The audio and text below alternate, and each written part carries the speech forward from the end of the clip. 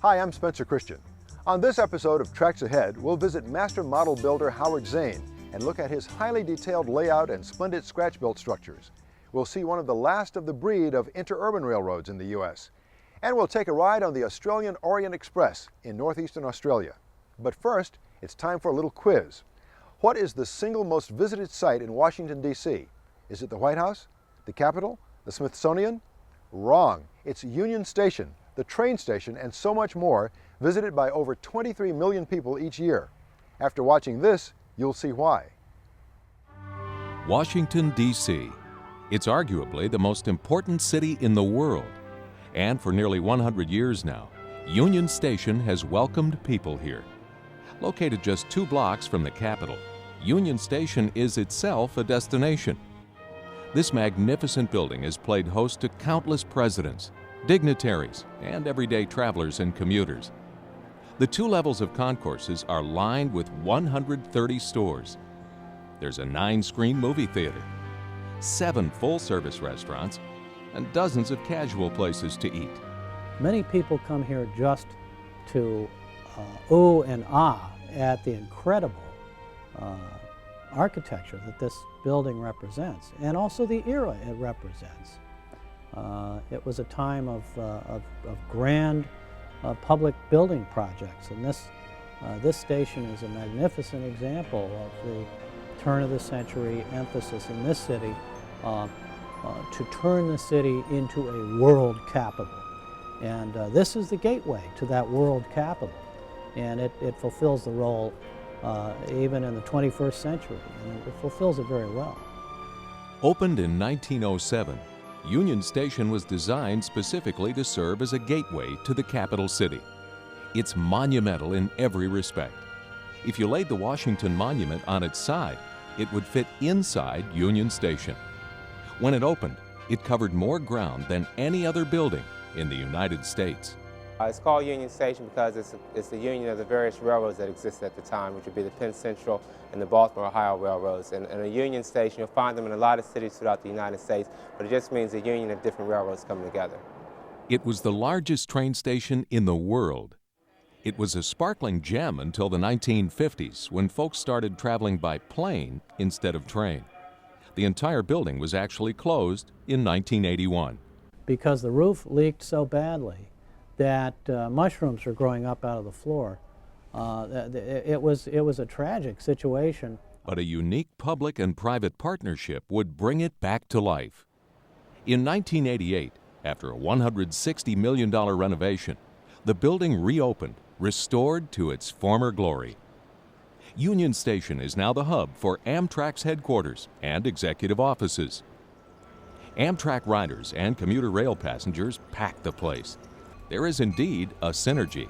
In terms of Amtrak, we run approximately 80 to 85 trains per day, depending on the day of the week.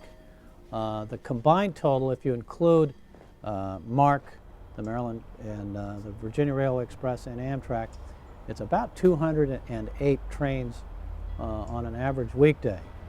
And the number of passengers runs into the 25 to 30,000 per day. So it's a very busy place. If you add the popular Washington Metro Rail system, the number gets into the very high thousands, because this is a major Metro Rail station for the heavy rail transit system, the Washington area. And a lot of people come through on the Metro as well. That feeder system helps. Well, obviously it takes people to and from work every day, but it also is a way to get people to intercity trains, the intercity trains that Amtrak runs. In order for the investment in this building to be amortized, to be justified, the investment in the restoration of the architectural aspects of this building, there needed to be a payback. And in order to do that, it was decided that a retail center could be incorporated into the transportation segment of the building. There were some skeptics back in the mid-1980s when that was proposed, and frankly, I was one of them. I was very wrong. This turned out to be a major anchor for this entire part of the city. All the trains here are coordinated by the people who work in the Union Station Control Center, as well as what's called the K Tower. It's a mind-boggling amount of coordination needed to keep everything running so smoothly. They make up the trains as required, they position the trains in a terminal for departures as required, and they make space available for the arrivals. K Tower can watch trains on what they call a model board. It's really a map, an electronic map of the track layout here. There are approximately 30 operating tracks within Washington Union Station, and they're all interconnected with a spaghetti-like system of switches and signals and catenary wire. It's an extremely complicated system, and K Tower is, if you will, the location that choreographs the movement of all these trains, the switch engines, the work trains, the long distance trains, the commuter trains. They all have to be coordinated and in a way that's efficient, safe, and quick. Union Station is an impressive sight in an impressive city. This station is architecturally one of the masterpieces among all railroad stations. So just in terms of historic preservation, it was imperative that this magnificent building, the facade, and all of its features were saved. Union Station is a testament to the importance of rail travel, a monument to both look at and walk through. Washington's Union Station is actually Amtrak's third busiest station after Penn Station in New York City and Philadelphia's 30th Street Station.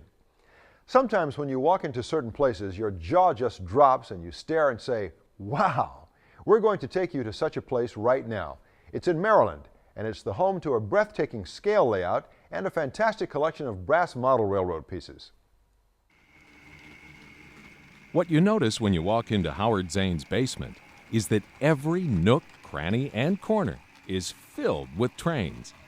His HO scale layout is realistic, entertaining, and simply impressive. It's nearly 2,500 square feet of painstakingly constructed fun. You see principle and passion in how everything is laid out. You see hours and expertise in the often self-designed and scratch-built structures. The Piermont Division of the Western Maryland Railroad is a beautifully scenic depiction of a West Virginia coal hauler. It's more than just an excellent layout, it's a work of art. And the designer is truly an artist. So what is it about model railroading that appeals to a gentleman with impressive credentials in industrial design and fine arts? It's an art form. Model railroaders are conceived as overaged, overweight adults, usually male. Unfortunately, it doesn't have to be that way, but 99% are male. That we're conceived as fools that never had the good sense to put their trains away after Christmas, and it's not that way. It is an art form. It encompasses many skills, and better than the word skill, I like to use the word challenge, because the challenges are carpentry, model building, horticulture, electronics. You can go on and on, even computer technology. And it's sort of like, it's a microcosm of everything in life. To start, you have to build a bench work, so therefore you have to know how to use a power saw or a hand saw and cut wood. Then you have to know how to attach, screw them together and build your bench work. Then from there you build road bed, and that can be made out of plywood or splines or any method you can conceive. And then from there you have to know track laying, wire the track. Then you get into scenery and so forth. Now the sky's the limit. Model railroading is, when I said it's an art form, it's multi-dimensional art. If you do a drawing, it's two-dimensional. If you build a relief, a model is three-dimensional. But there are more dimensions. The other dimensions, when you get into model railroading, you have sound, you have smell, and you have animation. Howard Zane is committed to the integrity and preservation of both the hobby and the fine art of model railroading. His own in-home railroad has been a continual work in progress since he began building it in 1983. The landscape is beautifully crafted. The detail is as excruciatingly accurate as it is visually entertaining. It's a veritable time capsule. It's a 10-year span from right after the war, WW2, up till about 1955. All the vehicles, people, rolling stock are pretty much accurate for that period. And it's a mythical area in northern West Virginia, usually Taylor or Marion counties, where they pull coal out and send it into the major cities. So it's really a coal hauling layout. Even though we operate general freight, we have passenger services, peddler freights, and so forth. But it's loosely based on that. As if this wasn't enough to consume the time and talent of one man, Zane has yet another railroad-related passion. He's both an appraiser of and investor in beautiful brass model railroad cars, collectible pieces of art.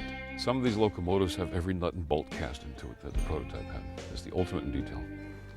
There's a lot of painstaking effort that goes into these things. The thing about brass, there's a dichotomy here, is that every year they get better and better as far as quality and mechanical, just mechanical. It's almost up to mechanical perfection, but the chance of it ever running on the layout gets slimmer and slimmer because of the price. The second worst sound in the world is a brass locomotive hitting the floor. You just don't want to hear that sound. So anybody that's going to spend $2,000 for a locomotive is not going to run it. So I'd say 80 to 85% of all brass today winds up in cases. When you first get into the hobby of model railroading, you strive for simplicity and simple pleasure. When you look at Howard Zane's layout and collection, you can see how pleasure can turn into passion.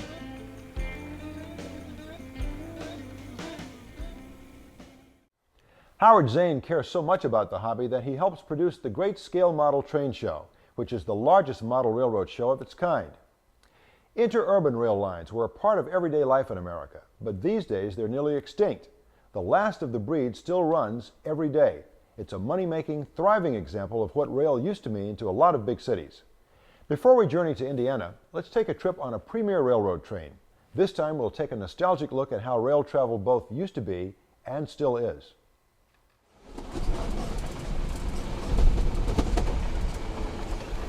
Just keeps on rolling and does. It gets better and better. I must say I've never experienced a holiday like this before. Realistically, is just a cocoon of absolute luxury. It's just opulence from the service to the product itself. The Orient Express is the best. The Orient Express is synonymous with class, sophistication, and opulence. In fact, there are simply not enough superlatives to sum up this train. It is the Great South Pacific Express, better known as Australia's Orient Express. The eventual destination is the Kuranda Rainforest, just outside Cairns on the east coast of Australia. But destination is not the point of this journey. It is the journey that lies at the heart of this world-class excursion. We do our best to make sure people live happy. People look forward to their trip. It's a trip of a lifetime. They look forward for many weeks or many months or many years. For passengers, it is a return to an elegant time in history that has never faded aboard the Australian version of this legendary train. They are greeted by the entire crew as they board the plush coaches.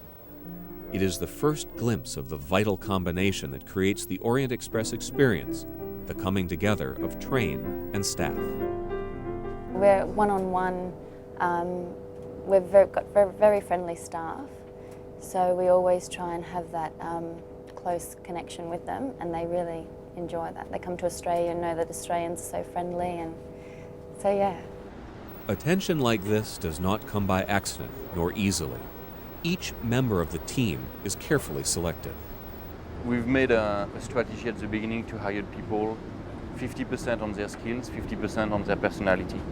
Now, depending on a case-per-case scenario, we might increase the personality percentage and decrease the skill personality. It's very, very hard to get everybody to work happily in a confined space for 6 days at a time. So we've got to make sure each time we bring a new person, the new personality doesn't break down and adds value to the rest of the team. The setting could not be more conducive to refined relaxation, a kind of nirvana on rails. The attention to detail goes far beyond the artful carving of paneled walls, further than custom-stained glass. It is often the combination of smaller things that go to creating a grand experience. fine etching on glassware, waxed seals on personal soap. Absolutely blown away with it.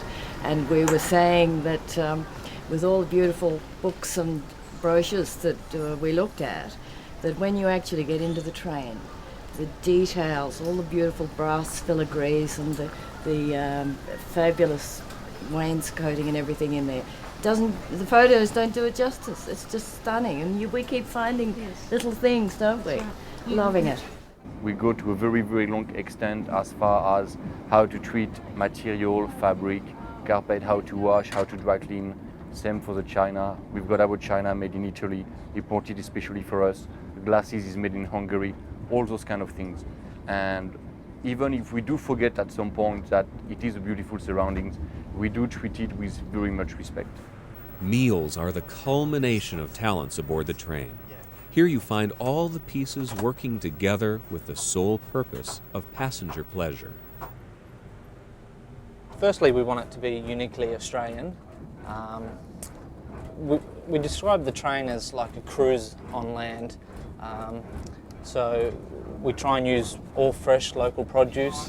We pick up fresh produce all along the way. Up in Cairns, we pick up fresh seafood, vegetables, fresh tropical fruits.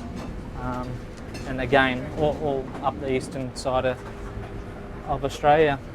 Before any of the meals get on board the train, we'll be sitting down between ourselves, working out the food and wine lists together. So we work closely that way. A lot of our staff on board dealing with the wine are very experienced and very knowledgeable at helping the guests choose. Personally, I enjoy the seafood side of things. Especially out of Brisbane and out of Cairns, we can get some magic seafood. Moreton Bay bugs is a personal favourite, which is it's a slipper lobster really, but much better than lobster. A lot sweeter flavour, and they're just beautiful. So we enjoy using them. Our guests expect the best, as I said before, so we always exceed their expectations. And in this part of Australia, expectations are high with regard to scenery, both inside and outside the train. Traveling aboard a train is, after all, one of the finest ways to see things. Australia's Orient Express makes few stops, but the chosen pauses in this rolling journey are truly spectacular. The Orient Express flies guests out to the reef for yet another experience of a lifetime, floating over this marvel of nature. The Kuranda rainforest is another natural wonder the Orient Express reveals. It's a different kind of rail, the sky rail, where you float above this virgin rainforest. This soaring form of transportation was created so that no roads would be built below, no trees felled to blaze trails. Down below, Aboriginal rangers guide you through the maze of green splendor. This area here alone is a unique rainforest because around the boardwalk itself there's over 60 different species of trees. And not only that, my tribe, the Jabbergai, also once roamed into this area, camping, collecting bush foods for their people. Now what we have got here is a lawyer vine. The lawyer vine consists of the wait a while. Why this is called the wait a while, this is exactly what it does to you. It grabs hold of you and you can't move. See how that attached to my shirt? That's the reason why it's called wait a while. I think the sky rail itself is for all to come up and see the beauty of the rainforest. Australia is a land of varied beauty.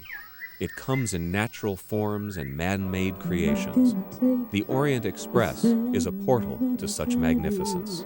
Well, it is unique, and it's the epitome of luxury and total indulgence, and so beautifully done.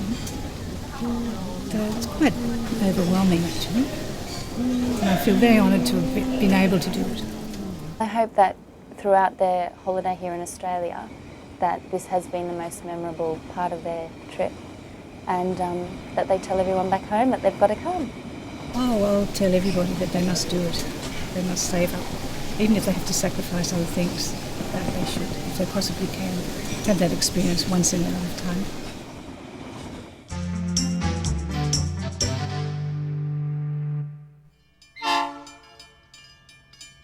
You're looking at the last of a breed, the South Shore Line. It's the only true interurban running the rails. There used to be railroads of this type all over the Midwest. We had numerous railroads in Indiana. And over the years, with the popularity of the automobile, this mode of transportation slowly disappeared. Again, except for the South Shore Railroad.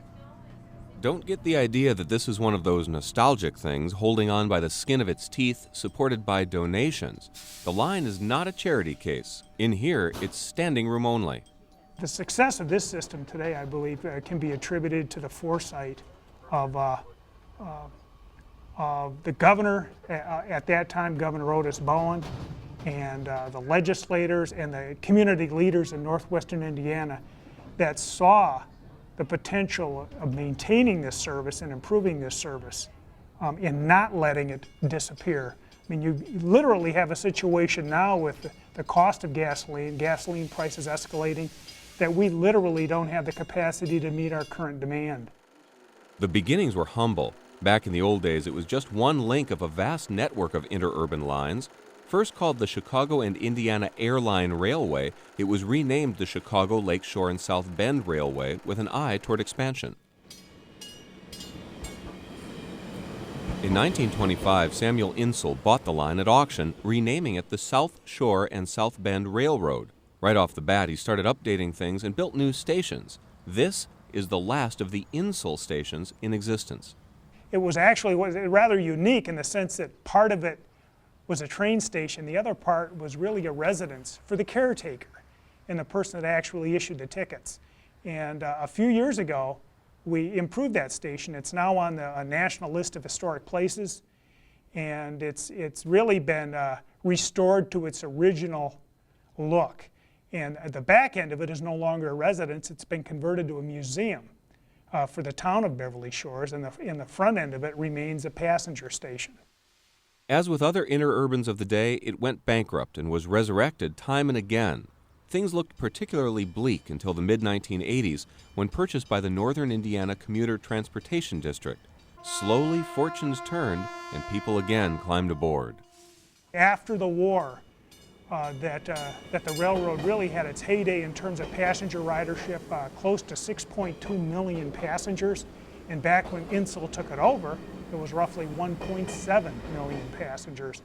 And since the end of the war, we've really seen a dramatic reduction in terms of ridership up to the point NICD took over in 1977.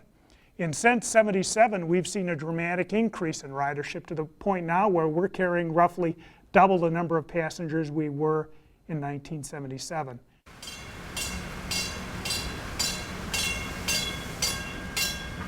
For riders, it's a part of everyday life.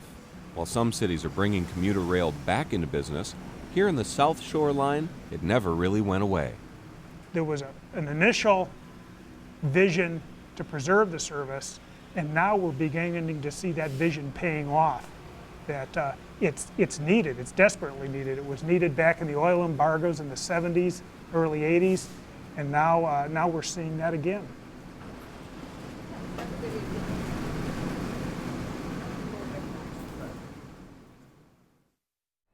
The Orient Express has many trips around the world, so check with your local travel agent.